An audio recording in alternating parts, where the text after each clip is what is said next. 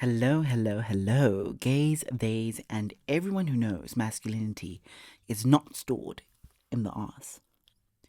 Welcome back to yet another episode of Wednesdays with Woody, where we're interrupting your midweek monotonous Wednesday to ask why gay men fought their way out of the closet only to furnish it with heterosexual furniture. Because apparently, in our liberated little community, what a man enjoys in bed can still determine whether we consider him masculine, desirable, or even fully a man. So today we're asking, what does being a bottom have to do with being a man? It's Wednesdays.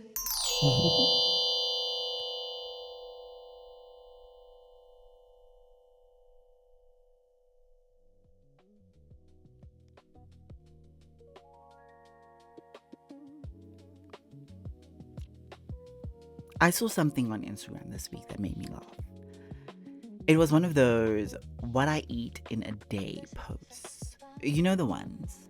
Breakfast, electrolytes, chicken and rice, protein powder, a banana positioned somewhere suspiciously close to a sponsored product. Fitness people seem to spend an extraordinary amount of their lives eating rice. Anyway, this particular post was from a Hydrox athlete I follow. The first slide said the usual, what I eat in a day as a Hydrox athlete. And then underneath, in a much smaller font size, and a power bottom. Which, okay, you got my attention. Because there he was, shirtless, muscular, on an athletics field, looking like he could push a sled through my living room wall. Power bottom. And then you keep scrolling and it's electrolytes and porridge and carbohydrates and whatever else people who willingly compete in Hydrox consume. But I wasn't thinking about the porridge anymore, or the electrolytes. Like, obviously, anyone gay was no longer thinking about the porridge, let alone the electrolytes. I mean, it got better because the supplement company he's advertising for joins in and comments on the post.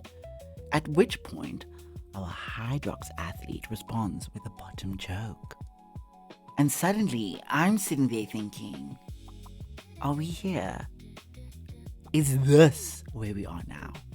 An openly gay elite athlete can call himself a power bottom in a sponsored post, a sponsored fitness post, and the brand joins in? I love it. I really love that. But I couldn't quite work out why I found it so interesting. Something about the image and the words underneath it felt, well, unexpected. And I started wondering why. Why should that body and those words feel like they're telling me two different stories? Because what does being a bottom actually have to do with being masculine? Seriously. And before we continue, I feel like we need to establish some vocabulary. Because gay men have apparently developed a classification system more complicated than marine biology. A bottom is the receptive partner. That's basically it. And then there are power bottoms, dominant bottoms, submissive bottoms, versatile men, verse tops, verse bottoms, sides. And I'm sure by now, or by the time I finish recording this, someone will have invented another department. But this is important because these things don't all describe the same thing. A bottom isn't automatically submissive. A dominant bottom can be the person controlling what's happening while still being the receptive partner. Submissive tops exist also. And power bottom has slightly different meanings depending on who you ask, but it generally describes someone who's particularly active or enthusiastic in the receptive role. I mean, sometimes people use dominant bottom and power bottom interchangeably. So, sexual position doesn't necessarily tell you anything about the power dynamic. And that stopped me. Because if being a bottom doesn't tell me whether you're dominant or submissive, why do we sometimes behave as though it tells us whether you're masculine or feminine? Because we do.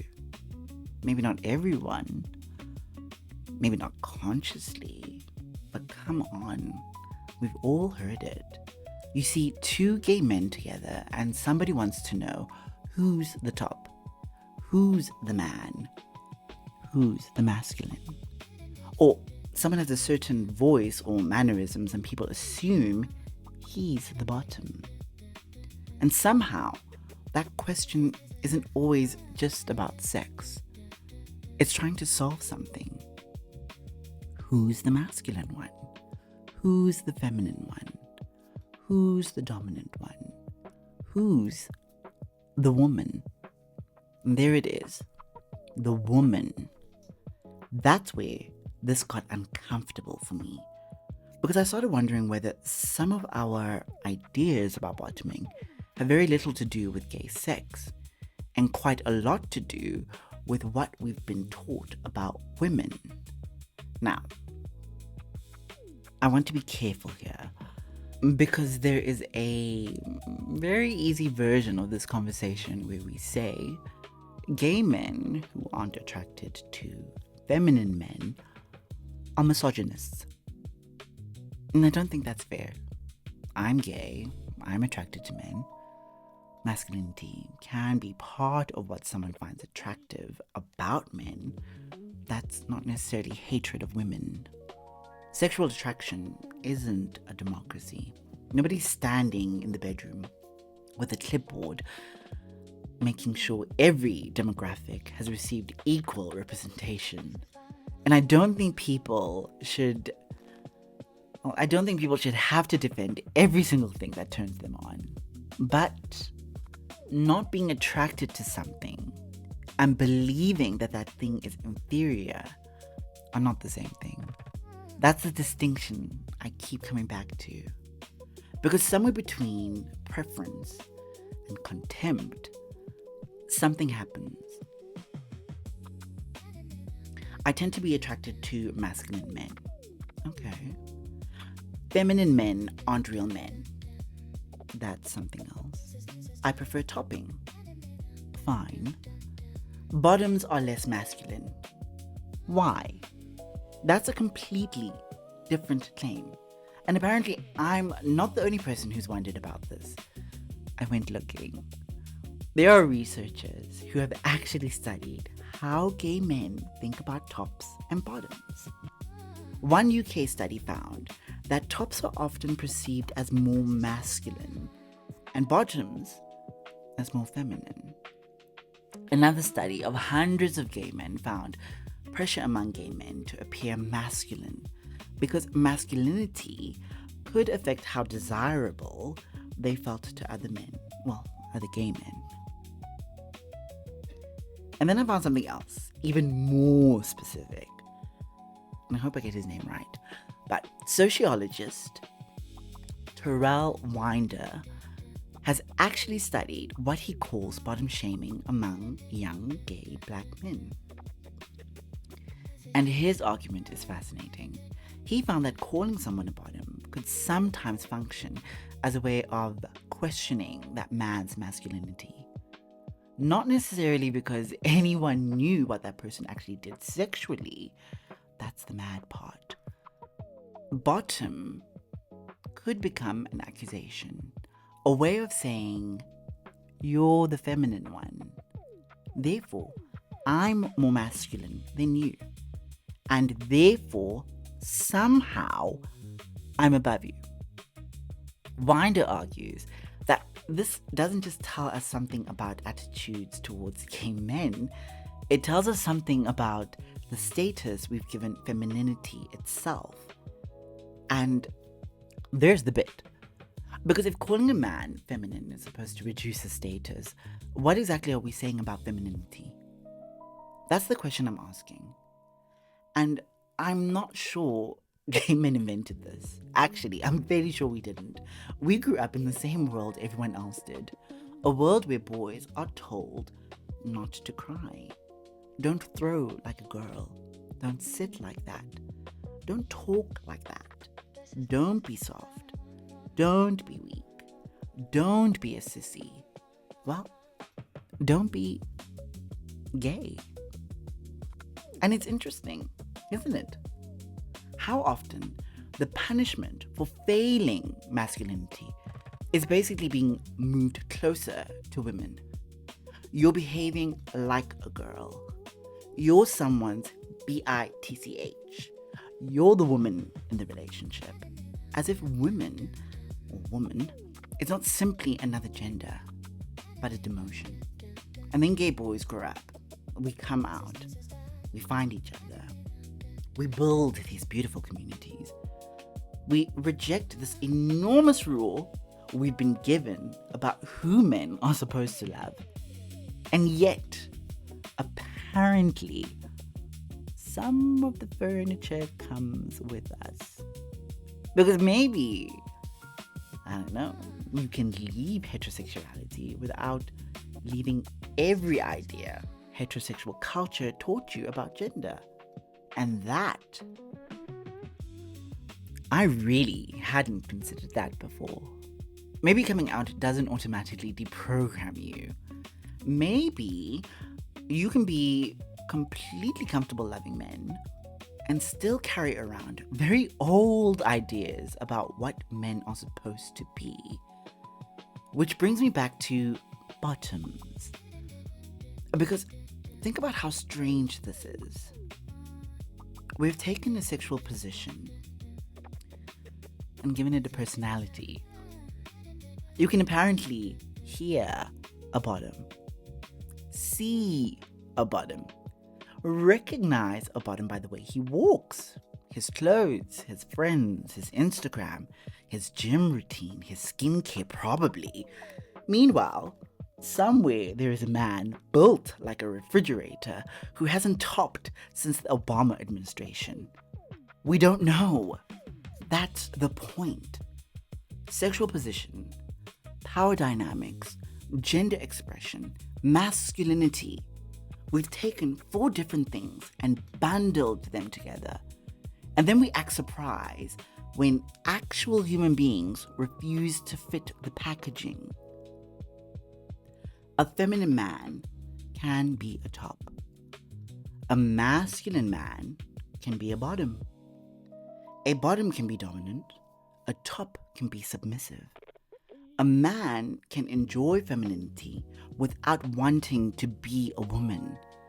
And none of this should actually be revolutionary. It's just people. Human beings being human beings. But I think this is where our Hydrox athletes post becomes really interesting to me again. Because maybe the thing I liked wasn't simply that an athlete called himself a power bottom. Maybe it was how little explanation there was. There wasn't, I'm a bottom, but I'm still masculine. There wasn't, look everyone, bottoms can be athletes too. There wasn't a pride flag slapped across the supplement tub either. It was just what I eat in a day as a Hydrox athlete and a power bottom. Anyway, breakfast, porridge, electrolytes, lunch, which somehow feels more radical than making a speech about it. Because the joke only really works if there's nothing to defend. And I wonder whether that's where masculinity gets more interesting. Not when we expand the list of things you're allowed to do and still qualify as a real man, because even that bothers me. You can bottom and still be a real man. You can cry and still be a real man. You can wear pink and still be a real man. You can be feminine and still be a real man. Why then are we constantly sitting an exam for manhood? Who is marking this thing? And why does masculinity apparently have the structural integrity of a souffle? One wrong movement and the whole thing collapses. Maybe that's what I'm actually questioning. Not whether bottoms can be masculine, obviously they can. Not whether feminine men can be attractive, obviously they can. Maybe I'm wondering why masculinity requires so much evidence and why femininity has so often been treated as evidence against it. Because I think gay men are in a strange position. We were excluded from traditional masculinity for loving men, and then sometimes we recreate the same hierarchy amongst ourselves. We find another man and say, okay, at least I'm more masculine than him. At least I'm not that gay. At least nobody can tell with me. At least I'm the top. And maybe that's how hierarchies survive. Not because nobody challenges them, but because even the people they exclude can sometimes find somebody else to place underneath them. I don't know. Maybe I'm giving an Instagram post about electrolytes far too much responsibility. I'm pretty sure our Hydrox athlete probably just thought power bottom was funny. And to be honest with you, it really is funny. And maybe that's enough. But I keep coming back to that first image. This very athletic man on his hands and knees. Actually, which, the creative direction was not subtle at all. And underneath him, power bottom. And nobody needs the contradiction explained. Maybe because there isn't one. Maybe that's what I liked. Maybe we're slowly getting to a place where a man doesn't have to distance himself from femininity, or receptivity, or softness, or anything else to prove that he's still a man. Maybe one day, asking whether something makes you less of a man will sound as strange as it probably should have sounded all along. Anyway, apparently breakfast for power bottom is banana porridge with dates, which is fascinating information, I suppose. Well, until next Wednesday, take care. Ciao.